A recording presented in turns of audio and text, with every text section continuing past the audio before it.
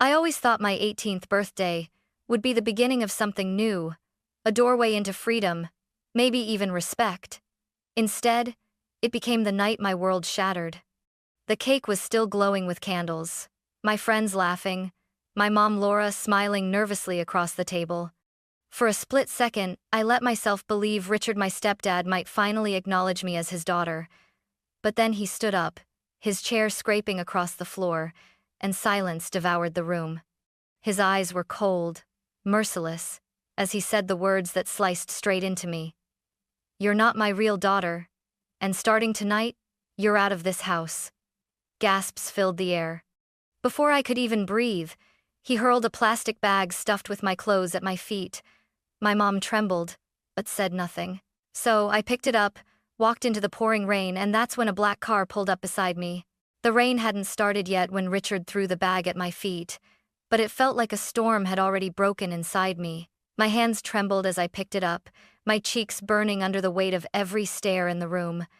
My best friend, Maya, shifted in her chair. Her lips parted as if she wanted to say something, but I shot her a tiny shake of my head.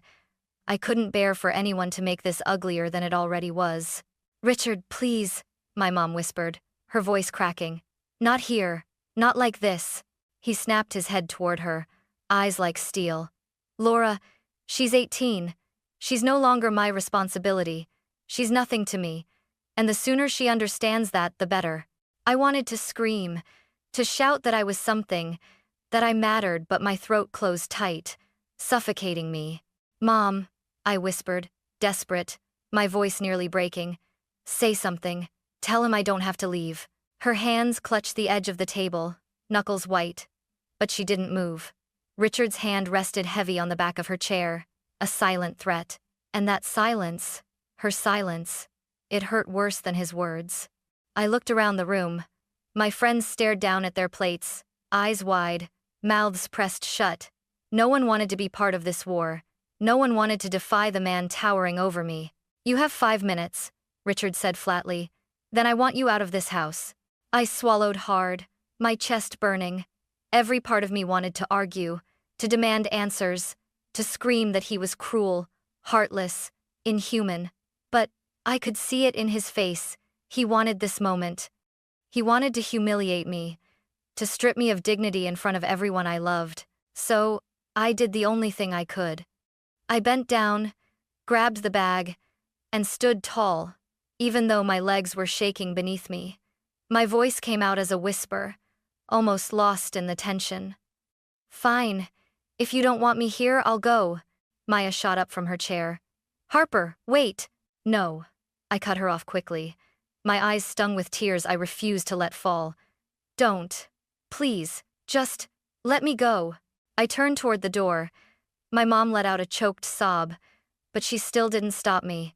She still didn't choose me. That was the final wound. As I opened the front door, the first drops of rain hit my skin, cold and sharp like the truth I could no longer deny. I didn't belong here. I never had. By the time I stepped onto the street, the sky opened up completely, drenching me in seconds. The bag dug into my shoulder. My shoes slapped against wet pavement, and every step away from that house felt like walking further into exile. But I kept walking, because staying meant breaking. And I refused to let Richard see me break. The rain poured harder with every step I took, plastering my hair to my face and soaking through my thin dress until it clung to my skin. The plastic bag Richard had thrown at me was already sagging, its thin handles cutting into my palm. It wasn't just heavy with clothes, it felt like it carried every ounce of shame I had been collecting for years. I wanted to look back, to see if maybe, just maybe, my mom would come running after me. But when I glanced over my shoulder, the house was nothing more than a shadow behind sheets of rain. The warm glow from the windows mocked me, a reminder of a family I never truly belonged to. My throat burned as tears mixed with raindrops. I kept replaying the moment Richard's words cut through the party. "You're not my real daughter. And starting tonight, you're out." Why did it hurt so much when I had always known he hated me? Maybe because part of me had still hoped foolishly that turning 18 would change something, that he might finally see me as more than a burden. Stupid, I muttered to myself. my voice trembling. So stupid. I stumbled forward, shoes slapping against the wet sidewalk, water squishing inside them. My breath came out in shaky gasps, each one colder than the last. Memories clawed at me, uninvited. Richard's voice, sharp and impatient. Don't slouch, Harper. You're too slow.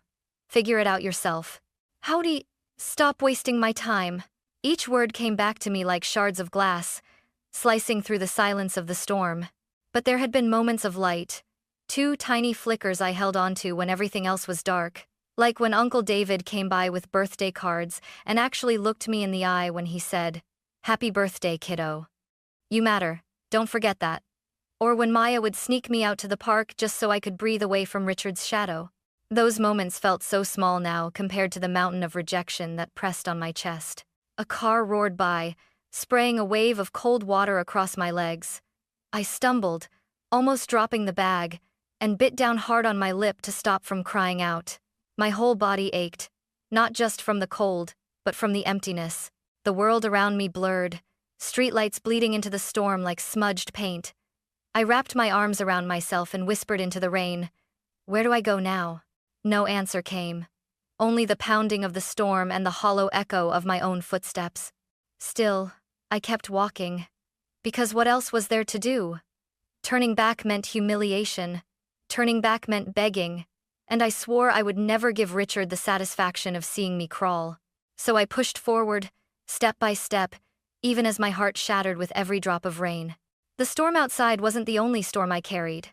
With each step, memories I had tried to bury rose up, clawing their way into my mind like ghosts that refused to stay dead. I was 10 the first time Richard called me dead weight. He had just married my mom, and I thought maybe he would try to be a real father figure. That night, I left a dish in the sink, and he barked at me. "You think I'm your maid?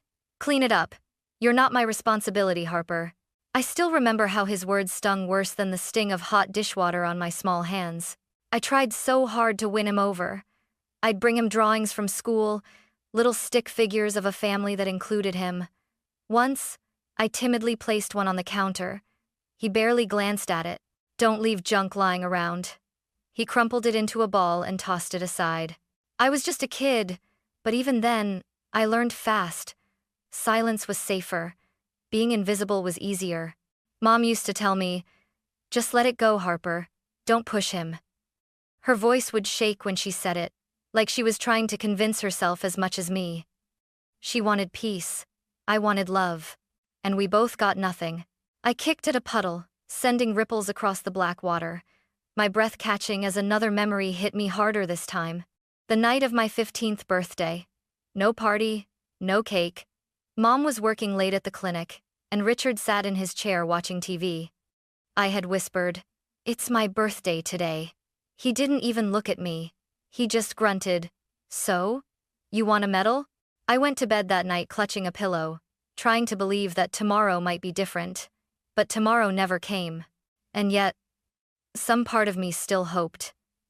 Even this morning, when I woke up on my 18th birthday, I told myself things might change. Maybe he would say, "I'm proud of you, Harper." Maybe we'd have a normal dinner.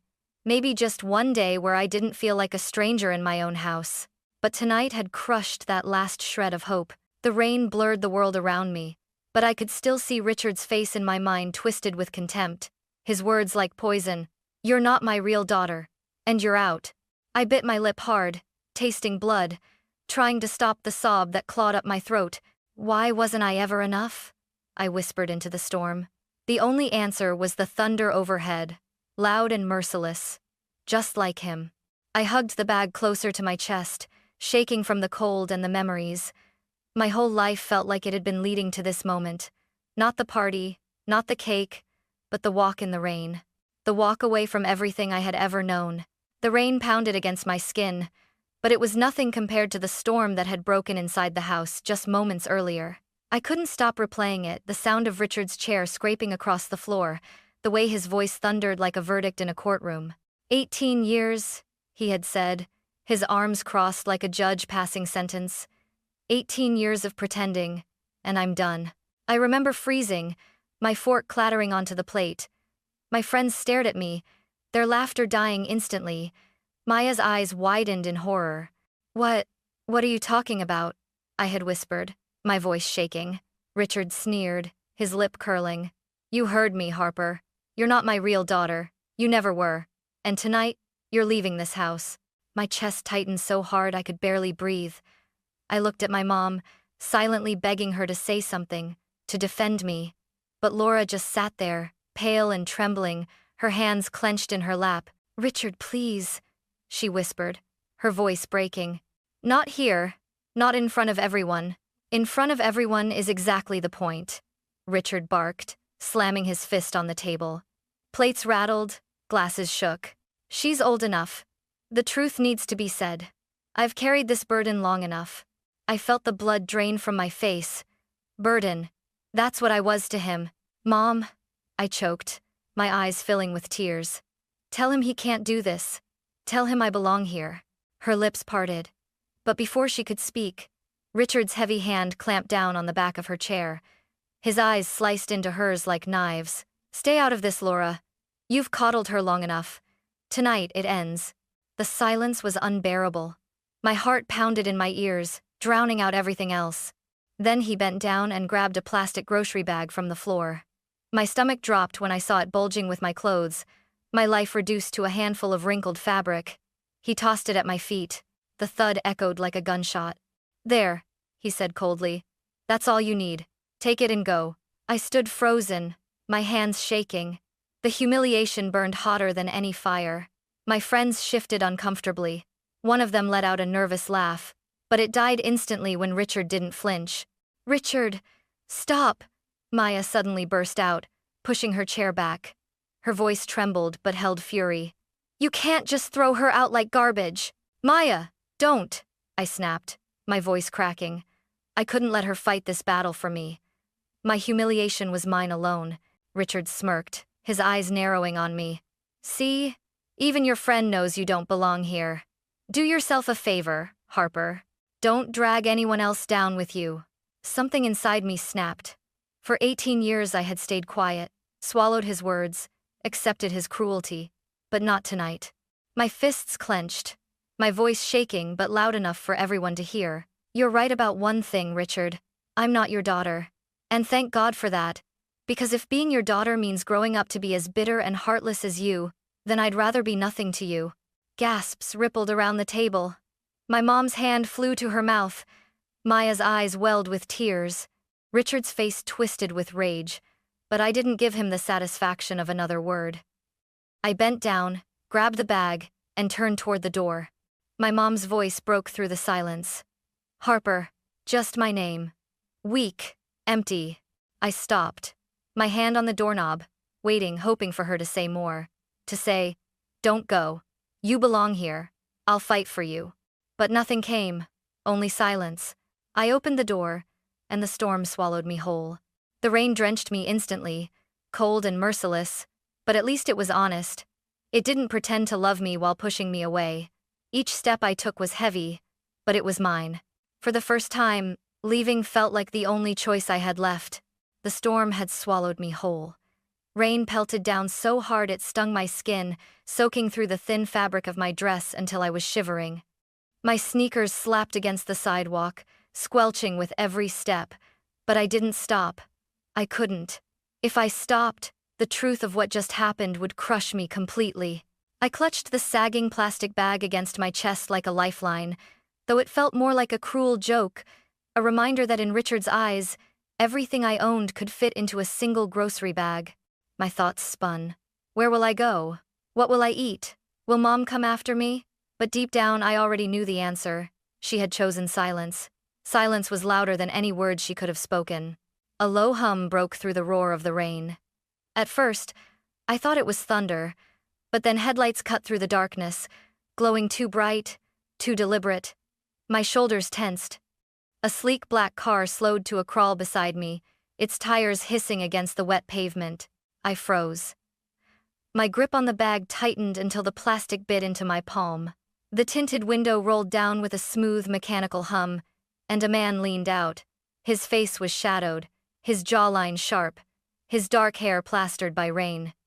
His voice, however, was calm, steady in a way that sent a shiver racing down my spine. "Are you Harper?" he asked. I swallowed hard, the storm drowning out my heartbeat. My lips trembled as I forced out, "Yeah, I'm Harper." The man gave a short nod, like he'd just confirmed something he already knew. Then his words hit me like lightning. "Your real father sent me." For a second, the world tilted. I blinked at him, rain dripping from my lashes. "What?" My voice cracked. "What are you talking about?" He didn't flinch. His tone stayed calm, deliberate. "Your real father. He's been searching for you. He asked me to find you tonight." I stumbled back a step, clutching the bag tighter, my body trembling not just from the cold but from the surge of emotions his words ignited. My real father? All my life, Mom had avoided the subject. Whenever I asked, she'd give me fragments. He was young. It was complicated. Then she'd shut down, her eyes distant, as if even speaking his name was forbidden. And now, here was a stranger in a black car, telling me the man I'd only ever dreamed of had sent him to me. The rain hammered harder, my tears lost in the downpour. "Why now?" I whispered, my voice trembling. "Why tonight?" The man's gaze locked onto mine, unwavering. "Because tonight you're finally free. Richard made sure your father couldn't reach you before, but now you're 18. He wanted me to come for you the moment you no longer belonged to Richard's house." My chest tightened, confusion and hope colliding violently inside me. Could this be real? Or was this some twisted trick? "I don't even know who you are," I shot back, my voice sharp despite the tears. He leaned a little closer, rain dripping from the edge of the car's roof. "My name is Callan. I've worked with your father for years. He sent me because he knew this night would come. He didn't want you to be alone in the storm." I staggered, my knees weak. My father. Not gone. Not forgotten. Waiting for me? I shook my head, clutching the bag tighter, my breath ragged. "If you're telling the truth, then tell me his name. My father's name." Callan didn't hesitate. His voice was steady, firm. "Ethan. Ethan Hale. And he's been waiting for you for 18 years. The name struck me like a lightning bolt. My mother had whispered it once, years ago, when she thought I was asleep. Ethan. She'd said it with a softness I had never heard from her before. Now, hearing it from a stranger, in the middle of the storm, it was like the ground shifted beneath me. I pressed my hand against my mouth, the bag sliding down my side as my grip faltered. My breath came out in shaky sobs. Could it be true? Had I really been wanted all along? And if so, what else had been hidden from me? The storm roared around me, but Callan's words were louder than the thunder. Ethan Hale. The name clung to me, familiar yet foreign, like a half-forgotten dream. My breath hitched. "You expect me to believe this? That some father I've never met just sent you to pick me up like an abandoned package?" Callan didn't flinch. His hands gripped the steering wheel, steady, as if he had rehearsed this moment. "Not abandoned, Harper. Stolen. Your father didn't leave you. Richard made sure you would never know the truth." The rain pelted harder, my pulse racing. "Don't lie to me." My voice cracked, tears spilling down my cheeks. If he wanted me, where was he when I was 10? When Richard called me worthless? Where was he when I cried myself to sleep every night? For the first time, Callan's expression softened. He reached over to the passenger seat and lifted a small envelope, edges damp from the storm. He held it out through the open window. "He was fighting for you, and he never stopped. Read this." My hands shook as I took the envelope. The paper was thick, expensive, so unlike the cheap plastic bag Richard had given me. I slid my finger under the flap and pulled out two things, a folded letter and a photograph. The photo stole my breath first. A younger man with dark hair and strong eyes cradled a newborn wrapped in a hospital blanket. His smile was wide, proud, unshakable. The baby was me. I pressed the photo to my chest, my tears blurring the image. My voice came out as a whisper. He held me. "He never wanted to let you go," Callan said quietly. My trembling hands unfolded the letter. The ink was bold, written in a steady, deliberate hand. "Harper, my daughter, I have waited 18 years for this moment. Not a day has passed that I haven't searched for you. I wanted to be there for every birthday, every scraped knee, every laugh, and every tear. But I was forced away. Richard twisted everything, took you from me, and made sure I could never reach you. But nothing ever changed this truth. You are my daughter, and I love you, always. The words blurred as my tears spilled faster. My lips trembled as I whispered them out loud. You are my daughter, and I love you. The letter slipped in my shaking hands. My chest ached so deeply I thought I might collapse. All this time, I whispered, my voice breaking, I thought I was unwanted. That's what Richard wanted me to believe. Callan's eyes met mine through the storm. That was his greatest lie. You were never unwanted, Harper. You were never forgotten. Your father never stopped fighting. I hugged the letter and photograph to my chest, sobbing openly now. For the first time in my life, the weight of 18 years of rejection cracked, and a fragile ember of hope glowed inside me. But doubt still clawed at me. Why now? Why tonight? Because tonight, Richard set you free, Callan said firmly. Your father has been waiting for this day, the day you turned 18, the day Richard no longer had control over you. He sent me the moment you were out that door. I shook my head, dizzy with everything unraveling at once. My whole life had been built on lies, and now the truth stood right in front of me in the pouring rain. I looked back toward the house, its windows still glowing faintly in the distance. Inside was the man who had broken me, and the mother who had stayed silent. Then I looked at the photograph again, the man holding me as a baby, his eyes filled with nothing but love. My voice trembled, but steadied as I whispered, "Take me to him." Callan nodded once. "Get in, Harper. It's time you finally met your father." The hum of the engine was the only sound inside the car as Callan drove me away from the house I had called home for 18 years. The rain softened to a drizzle, the storm easing, as if the sky itself knew something was shifting. I clutched the photo and letter in my lap, my fingers trembling. Every time I glanced down at my baby self in Ethan's arms, my chest tightened with a strange mix of grief and hope. My voice finally broke the silence. Is he really waiting for me? Right now?" Callan nodded through the rearview mirror. "He hasn't slept tonight. He knew Richard would do this. He's been preparing for this moment for years, Harper." The road wound through tall trees, headlights sweeping across wet branches. My heart raced faster with every mile. When the car slowed, turning into a long driveway lit faintly by lanterns, my breath caught. At the end stood a large house, its windows glowing warmly against the damp night. The car stopped. My hands shook as I clutched the letter tighter. Callan turned to me, his voice gentle. "He's inside." I swallowed hard, nerves tangling in my stomach. My entire body felt like it was trembling. What if he doesn't want me anymore? What if this is some mistake? Callan's gaze was steady. "The only mistake was Richard keeping you from him. Go, you'll see." The door opened, and the cool night air brushed against my damp skin. My legs wobbled as I stepped onto the gravel path. Each step felt heavier, as though I was walking not just toward a house, but toward the truth I had been denied all my life. And then the door opened. A man stood in the doorway, his figure illuminated by the warm light inside. His hair was streaked with gray, his face older than in the photo, but those eyes were mine. He froze when he saw me, his hand gripping the doorframe. "Harper!" His voice trembled with disbelief and longing, the sound of a man who had been waiting far too long. My knees buckled, my breath catching. You're real." He stepped forward, his own eyes glistening. "I am.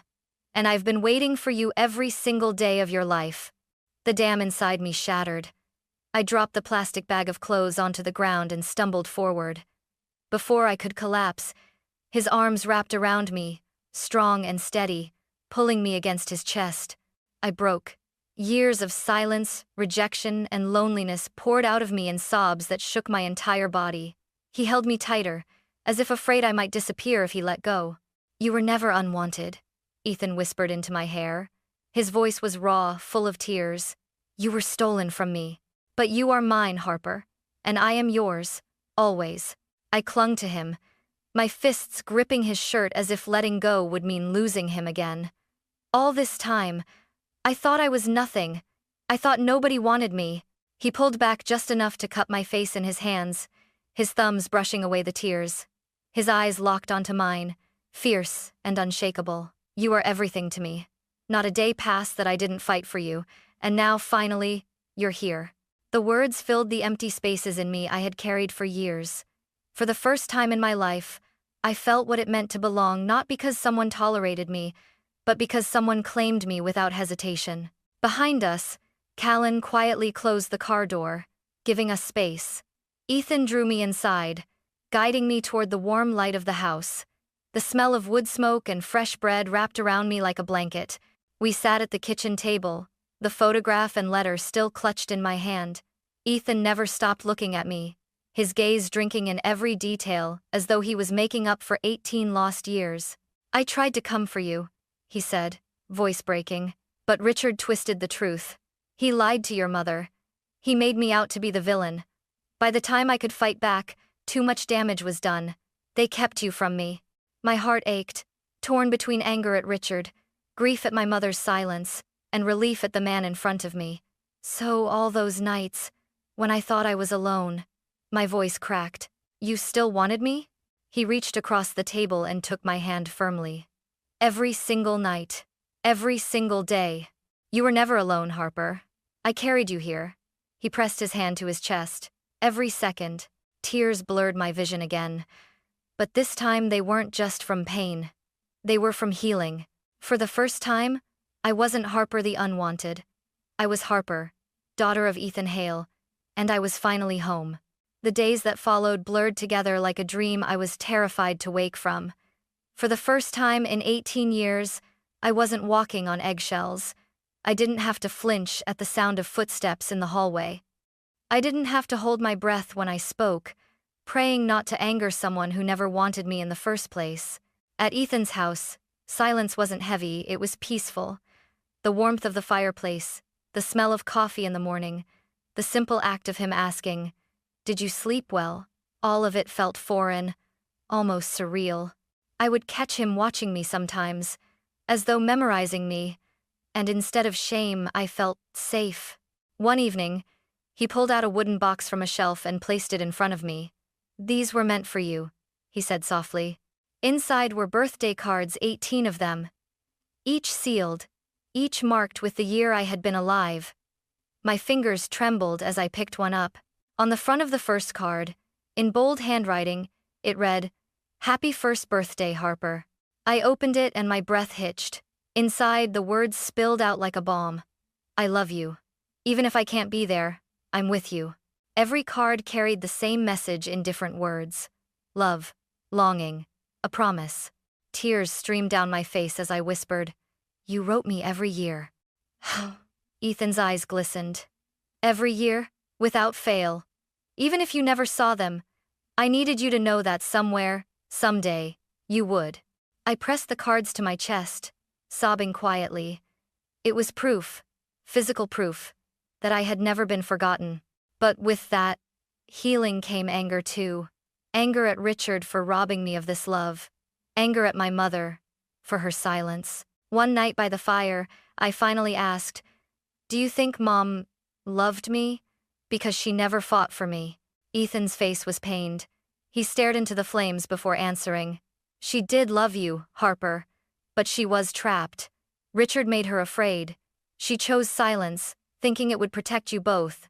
I don't agree with her choices, but don't ever believe it was because you weren't loved." His words didn't erase the wound, but they softened it, just enough to breathe. I sat back, staring at the flicker of firelight. All those years, I thought I was unwanted. A mistake. Tonight, I finally understand I was wanted all along. I was stolen, not abandoned. Ethan reached over and gripped my hand firmly. "Exactly. Don't let Richard's lies define who you are. You're my daughter. You always were. Nothing can change that." And for the first time, I believed it. The storm that had once drowned me now felt like a turning point. Richard had thrown me out, yes, but by doing so, he had set me free. Free to find my truth. Free to find my father. Free to find myself. I thought of that moment on the sidewalk, drenched and broken, when the black car slowed beside me. It felt like fate had rolled down that window and given me back everything I had lost. Now, sitting here in the warm glow of a home that finally felt like mine, I whispered to myself, I lost a house, but I found a home. I lost the man who rejected me, but I found the father who had always wanted me. For 18 years, I had carried the weight of rejection. Tonight, I let it go. Because I was never unwanted. I was never forgotten. I was Harper Hale, and I finally belonged.